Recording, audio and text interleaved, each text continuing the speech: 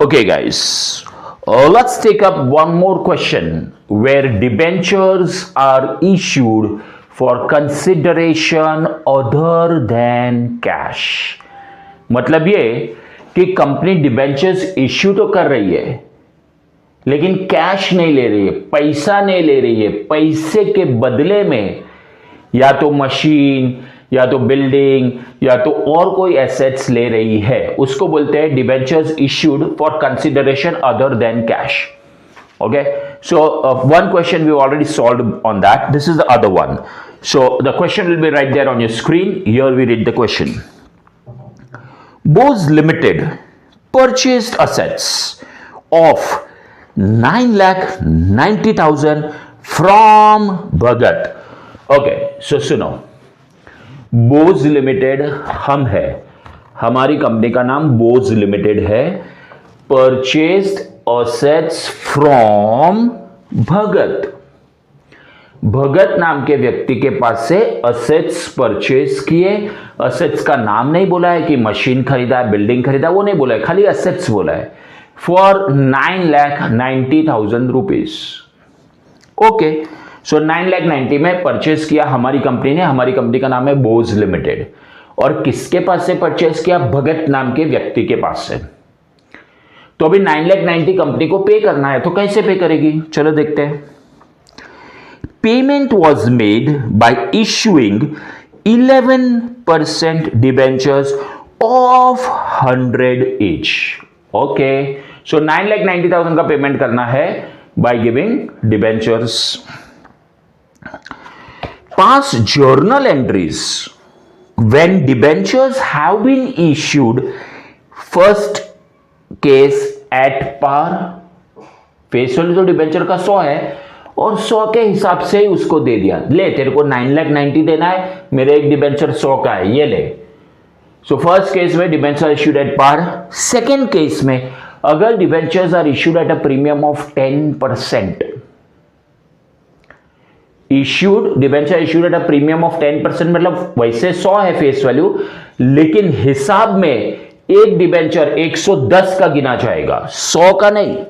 हम भगत को बोलेंगे, जिसके पास से हमने परचेस किया ना, भगत, मिस्टर भगत, उसको बोलेंगे भाई मेरा एक डिबेंचर 110 का है, हाँ उस हिसाब से मैं तेरे को डिबेंचर दूंगा. हाँ, उसको बोलते हैं इश्यू एट प्रीमियम. और थर्ड केस है issue at a discount of 10%. मेरा एक डिबेंचर डिस्काउंट पे मैं दे दूंगा 90 रुपीज के हिसाब से, 9,90,000 में तेरे को दे दूंगा. थर्ड केस है our debenture is going to be issued at a discount of 10%, मतलब 90 के भाव से हिसाब किया जाएगा और कैलकुलेट किया जाएगा कि कितने डिबेंचर्स दिए जाए. एक डिबेंचर 90 का, प्रीमियम ऑफ 10% मतलब एक डिबेंचर 110 का गिना जाएगा, डिस्काउंट ऑफ 10% मतलब एक डिबेंचर 90 का गिना जाएगा. उसके हिसाब से जितने डिबेंचर्स बनते हैं वो उसको दे देने के. We will see in detail. आगे बोला है including writing off discount on issue of debentures. Now दोस्तों, first entry is always assets आया, अगर मशीन आया तो मशीन, बिल्डिंग आया तो बिल्डिंग. यहां पे असेट्स के नाम नहीं दिए हैं तो हम लिखेंगे sundry assets.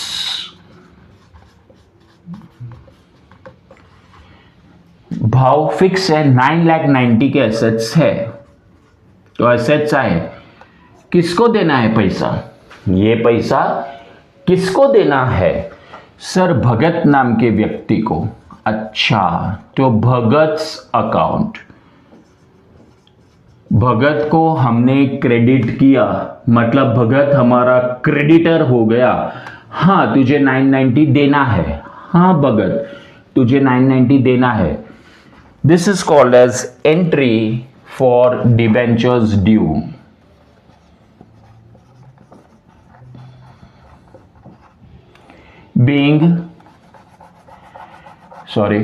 being assets purchased and amount due. ये ड्यू का एंट्री है, पेमेंट अभी तक हुआ नहीं है. ड्यू मतलब देना है. So Bhagat is a creditor. Now दोस्तों, केस 1, केस 1 में कहा है कि हम उसको 9,90,000 रुपीज देंगे डिबेंचर्स के फॉर्म में, और हमारा एक डिबेंचर 100 रुपए का गिनने का। अच्छा, तो केस 1 एट पार। दोस्तों, इसमें बेहद इंपॉर्टेंट होता है to find out the number of debentures to be issued. चलो केस 1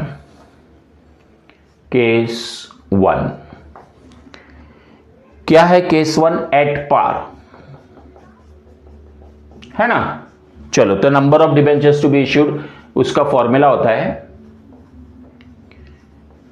हाँ, सबसे पहले कितने डिबेंचर्स देने पड़ेंगे 9,90,000 भरने के लिए, कितने डिबेंचर्स देने पड़ेंगे? Number of debentures is equal to purchase price, यानी कि वो 9,90,000 डिवाइड बाय अग्रीड वैल्यू या इश्यू प्राइस और अग्रीड वैल्यू। ठीक है। अच्छा, तो number of debentures is equal to, भाई तेरे को 9,90,000 देना है और मेरा एक डिबेंचर 100 रुपये का है, तो मैं तेरे को डिवाइड करके देखो 9,900 डिबेंचर्स दूंगा ऑफ 100 एट 100 के भाव से दूंगा। हाँ, यहां पे अग्रीड वैल्यू है एक डिबेंचर 100 रुपए का, हाँ, तो उस हिसाब से purchase price divide by agreed value. चलो, फर्स्ट एंट्री में हमने भगत को क्रेडिट किया था। क्रेडिट मतलब हां, तू क्रेडिटर है, तुझे पैसा देना बाकी है, लेकिन अभी हम पैसा दे देंगे तो इसको अभी हम डेबिट करेंगे, क्योंकि अभी उसको पैसे दे देते हम लोग। तो अभी भगत को डेबिट कर दो, भगत को डेबिट कर दो सेम अमाउंट से, जो अमाउंट से ऊपर क्रेडिट था वही डेबिट। सो भगत क्रेडिट, भगत डेबिट कैंसल सर, लेकिन पैसे तो वहां दे रहे हैं। पैसे हम उसको डिबेंचर्स के रूप में देंगे, ना कैश ना चेक, डिबेंचर्स के रूप में। ठीक है, कितने डिबेंचर्स देंगे? 9,900 डिबेंचर्स 100 रुपए के, बस खत्म। 100 का डिबेंचर 100 में दे दिया। तो ये वाली एंट्री में ना तो discount on issue of debentures आया, ना तो सिक्योरिटीज प्रीमियम आया। अगर हम डिबेंचर उसको देते हैं ज्यादा भाव बोल के, तो उसको बोलते हैं सिक्योरिटीज प्रीमियम। अगर उसको डिबेंचर्स देते हैं डिस्काउंट पे, तो उसको बोलते हैं डिस्काउंट ऑन इश्यू। लेकिन यहां पे तो फर्स्ट केस में 100 का माल 100 में दे दिया, तो ना तो डिस्काउंट डेबिट आएगा, ना तो प्रीमियम क्रेडिट आएगा। हो गया फर्स्ट केस। सेकेंड केस जरा देखो, सेकेंड केस क्या है? प्रीमियम है कि डिस्काउंट है? देखो जरा,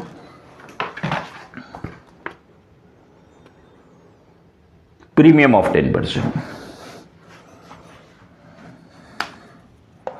सेकेंड केस है प्रीमियम ऑफ 10%। ठीक है, तो ये फर्स्ट एंट्री तो कॉमन ही रहेगी, सन्ड्री एसेट्स टू भगत, भगत को 990 देना है। अभी केस 2 में भी ये भगत जो हमने पहली एंट्री में क्रेडिट किया है उसको हम डेबिट कर देंगे और उसको डिबेंचर्स देंगे। भगत अकाउंट डेबिट, उसका अमाउंट फिक्स्ड है 990, जो क्रेडिट है वही डेबिट होगा। फिर एक लाइन छोड़ के हम उनको डिबेंचर्स देंगे। एक राज की बात बोलूं, डिबेंचर्स हमेशा फेस वैल्यू पे होता है। अच्छा, अगर ये डिबेंचर्स हमने उसको डिस्काउंट पे दिया है तो डिस्काउंट ऑन इश्यू डेबिट आएगा, और अगर हमने 100 का डिबेंचर 110 के भाव से दिया है, 110 के भाव से ज्यादा भाव चढ़ा के दिया है, तो प्रीमियम सिक्योरिटीज प्रीमियम कहलाएगा। तो दोस्तों ये प्रीमियम वाला केस है, यहां पर सिक्योरिटीज प्रीमियम आएगा। एंट्री देख लीजिए आप, ये वाला देखो, चाहे कोई भी केस होने दो, फर्स्ट एंट्री तो सेम है, सन्ड्री एसेट्स टू भगत, वो फर्स्ट एंट्री तो सेम ही है। फिर कोई भी केस होने दो, भगत डेबिट, जो अमाउंट से क्रेडिट किया था वो अमाउंट से डेबिट, ठीक है।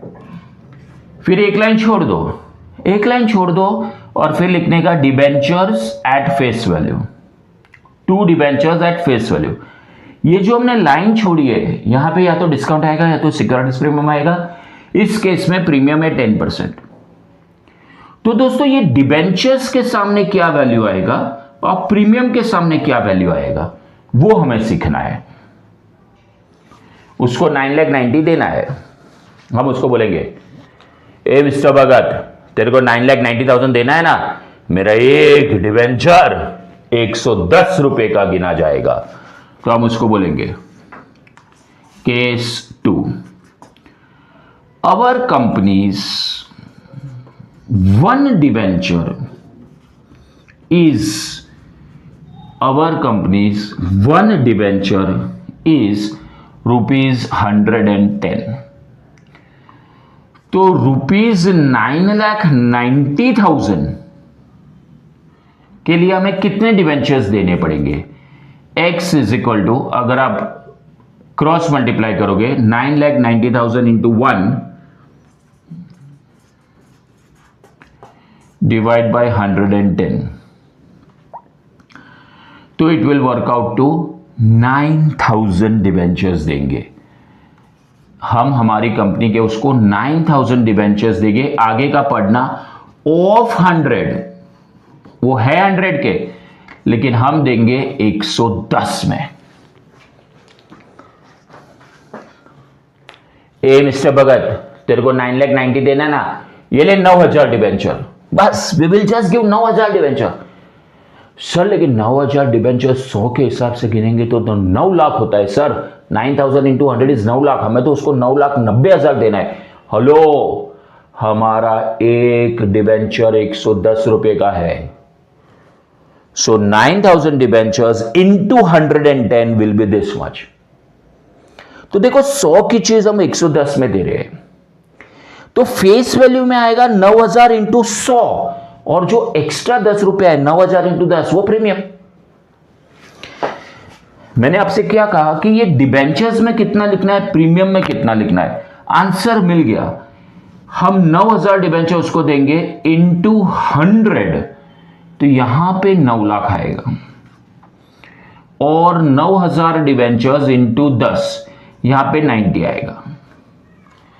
तो दोस्तों, how many debentures to be issued so that 9,90,000 could be paid to the supplier of the assets, that is important। कितने डिबेंचर्स देने होंगे? सर हम ये फॉर्मूला नहीं यूज कर सकते, 100% यूज कर सकते हैं। देखो केस 2 में भी number of debentures is equal to, देखो हाँ, ये same number of debentures is equal to purchase price 9,90,000, issue price और अग्रीड वैल्यू। क्या अग्री हुआ है? मेरा डिबेंचर 10 रुपया प्रीमियम पे चल रहा है, मेरा डिबेंचर 10 रुपया प्रीमियम पे चल रहा है, मतलब 110 आप डिवाइड करके देखो तो 9,000 आएगा, जो ऊपर आया सेम 9,000 डिबेंचर्स ऑफ 100। तो कोई भी आप यूज कर सकते हो। ये तो बेटर क्लैरिफिकेशन के लिए मैंने ऐसा सिखाया है। भाई मेरा एक डिबेंचर 110 का है, भाई मेरा एक डिबेंचर 110 का है, तो एक डिबेंचर अगर 110 का है तो तेरा 9,90,000 के लिए मैं खाली 9,000 डिबेंचर दूंगा। सर 9,000 डिबेंचर तो सर 9,000 इंटू 100 तो खाली 9 लाख होता है सर, हमें तो 990 देना है। अरे लेकिन मेरा एक डिबेंचर 110 का है। तो दोस्तों ये लास्ट बार देख लीजिए, सप्लायर अकाउंट डेबिट 990 आएगा, ऊपर जो क्रेडिट है वही डेबिट आएगा। फिर एक लाइन छोड़ के डिबेंचर्स लिखो, अमाउंट अभी नहीं आएगा, अमाउंट अभी नहीं, एक लाइन छोड़ के डिबेंचर्स, और फिर जो बीच में एक लाइन है वहां पे या तो डेबिट वाला आएगा डिस्काउंट या तो क्रेडिट वाला premium. Of course second case premium है तो क्रेडिट वाला प्रीमियम। अमाउंट लाने के लिए नंबर ऑफ डिबेंचर्स ढूंढना जरूरी है। अमाउंट लाने के लिए नंबर ऑफ डिबेंचर्स ढूंढना जरूरी है। एक बार नंबर ऑफ डिबेंचर्स आ गया फिर इनटू फेस वैल्यू कर देंगे, क्योंकि डिबेंचर्स अकाउंट के सामने फेस वैल्यू आता है। डिबेंचर्स अकाउंट के सामने फेस वैल्यू आता है। तो नंबर ऑफ डिबेंचर्स एक बार आ गया, 100 रुपए का फेस वैल्यू है तो वो ये इधर आ जाएगा और बाकी का ऊपर। ठीक है, अभी केस 3 भी देखो मैं ऐसे ही करने वाला हूं। मैं इसको इरेज करूंगा लेकिन भगत डेबिट सेम यही आएगा। फिर इधर 9% डिबेंचर्स आएगा और बीच में मैं एक लाइन छोड़ दूंगा। चलो पहले ये देख लो। ठीक है, चलो अभी मैं केस 3 उसके लिए क्या एंट्री आएगा। फर्स्ट एंट्री तो सब में कॉमन ही है दोस्तों, फर्स्ट एंट्री तो सब में कॉमन है। ठीक है, चलो अब ये मैं थर्ड एंट्री के लिए जरा रुकिए। I will have to erase this.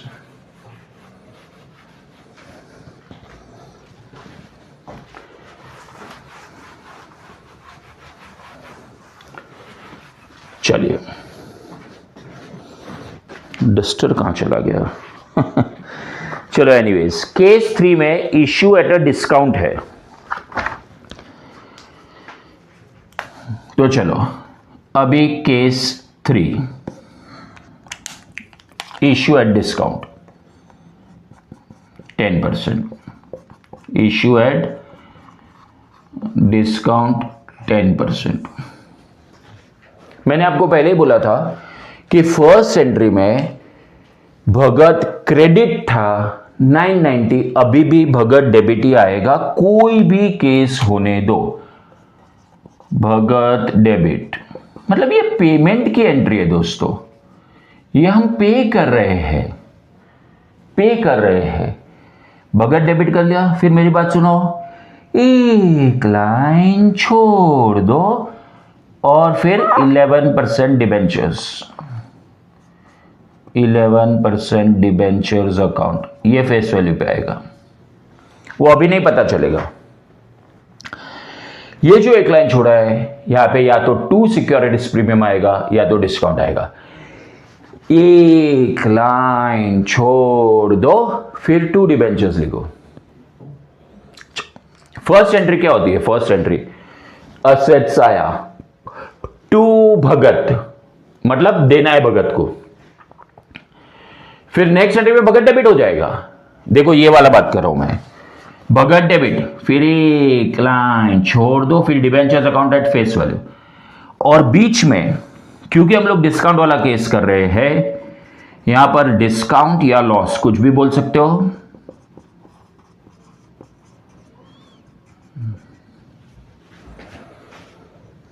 Sir इधर अमाउंट कितना आएगा? उसके लिए दोस्तों नंबर ऑफ डिबेंचर्स ढूंढना बहुत जरूरी है। नंबर ऑफ डिबेंचर्स कितना, हमें उसको 990 देना है।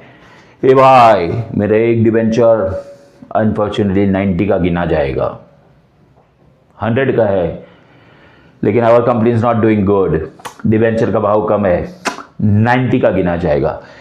अगर एक डिबेंचर मेरे दोस्तों 1 डिबेंचर इज वर्थ ₹90, क्योंकि डिस्काउंट पे दे रहे हम लोग, तो ₹9,90,000। How many debentures? Cross multiply करो मेरे दोस्तों।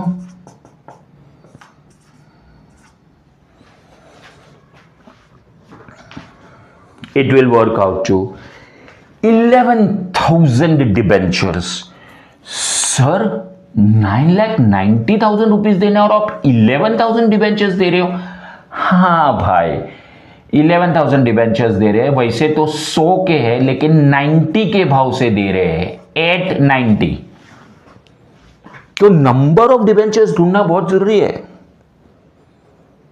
सर वो फॉर्मूला नहीं यूज कर सकते? हाँ कर सकते हो ना, तो भी 11,000 डिबेंचर ही आएगा। अच्छा ये आंसर क्या है? उसको हमें 11,000 डिबेंचर्स देने पड़ेंगे, क्योंकि हमारा एक डिबेंचर खाली 90 का है। तो 11,000 इंटू 90 करेंगे तो ही 9,90,000 होगा। ठीक है सर, ये वाला नहीं कर सकते फॉर्मूला? अरे जरूर कर सकते हैं, कौन बोला नहीं कर सकते भाई, जरूर कर सकते हैं। ये परचेज प्राइस जो कि है 9,90,000 अपॉन अग्रीड वैल्यू, या हम उसको इश्यू प्राइस भी बोलते हैं, इश्यू प्राइस 90 आ गया। 11,000 डिबेंचर डिवाइड करो, आ जाएगा 11,000 डिबेंचर ऑफ 100 एट 90। चलो ये तो पहले से लिख दिया है। अभी यहां पे डिबेंचर्स में क्या आएगा मालूम है? ये बार हम 11,000 डिबेंचर्स दे रहे हैं और फेस वैल्यू है 100, तो 11 लाख रुपया क्रेडिट में आएगा। देखिए आप, और डेबिट में बैलेंसिंग फिगर ले लो तो भी चलेगा, नहीं तो मल्टीप्लाई करके देखो। चलो मैं पहले बैलेंसिंग फिगर ले लेता हूं, क्योंकि अगर ये फेस वैल्यू है तो डेबिट में भी बैलेंसिंग फिगर आ जाएगा। 990 और 10 10 लाख, 1,10,000 आएगा। अच्छा अभी ये 1,10,000 कैसे आएगा? तो मैं आपको बताता हूं 1,10,000 कैसे आएगा। इसको हम number of debentures into discount है 10 रुपया। 100 का चीज हम 100 में दे रहे हैं, 100 का चीज हम 100 में दे रहे हैं, तो 10 रुपीज डिस्काउंट है ना। ये वाला चलो ऊपर लिख देता हूं, 11,000 डिबेंचर इंटू 10, इधर इंटू 100 आएगा, इधर इंटू 10 आएगा। हाँ नरेशन लिखना, केस 2 केस 3 दोनों में नरेशन लिखने का। Being amount paid by issue of debentures, being amount paid by issue of debentures at discount या एट प्रीमियम, जो भी वो लिख देने का। तो मेरे दोस्तों